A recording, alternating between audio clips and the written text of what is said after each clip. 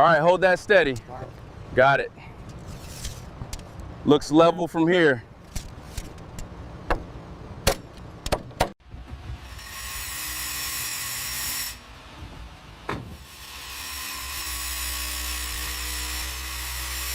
Block ගල් බිත්තිය උඩ strong step එකක් වන ලින්ටල් කොන්ක්‍රීට් එක. අපි අවශ්‍ය උසට බිත්ති බැඳගෙන ඊළඟට තියෙන පියවර තමයි ලින්ටල් කොන්ක්‍රීට් එකේ පර්පස් එක.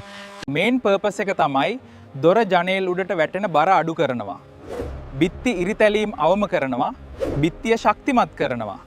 කොන්ක්‍රීට් ස්ලෑබ් එකක් වෙන හවුස් එකක් නම් ලින්ටල් කොන්ක්‍රීට් එක දාන්නේ දොර ජනෙල් ඒරියා වලට විතරයි.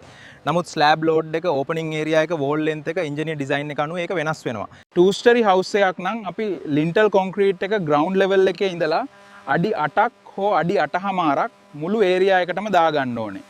ගොඩක් අය මේ දේ කරන්නේ නැහැ.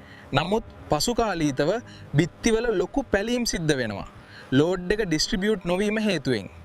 මේන්ලි අපි කොන්ක්‍රීට් එක දානකොට කම්බි ටික කොලම් එක ඇතුළට විදලා දාගන්න ඕනේද? නිකම් බිත්තිය උඩ තියලා කොන්ක්‍රීට් කළාට අපිට ඕන පර්පස් එක වෙන්නේ නැහැ. ගොඩක් අය පොඩි ස්පෑන් එකක් තියෙනවා නම් ස්ටිරප් නැතුව කොන්ක්‍රීට් කරනවටයි. හැබැයි ඒක හොඳ මෙතඩ් එකක් නෙමෙයි. ස්ටිරප් දාන රීසන් එක කොන්ක්‍රීට් ක්‍රැක් අඩු කරනවා. බීම් එක ස්ට්‍රෝං කරනවා. ෆයිනලි අපි කොන්ක්‍රීට් එක දාගන්නේ කොහොමද කියලා බලමු. වෝටර් ලෙවල් එකෙන් හෝ ලේසර් ලෙවල් එකෙන් ලෙවල් එක මාක් කරගන්න, සපෝට් දාගන්න ඕනේ, සපෝට් ජැක් ගහන්න ඕනේ, සෑග් වෙන්න දෙන්න එපා. රේන්ෆෝස්මන්ට් එක සෙට් කරගන්න යටින්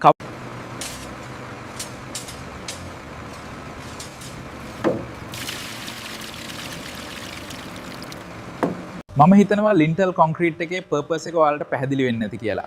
තවත් මේ වගේ වැදගත් වීඩියෝ එකකින් නැවත මුණ ගැසෙමු. පේජ් එක ෆලෝ කරලා ෂෙයා කරන්න.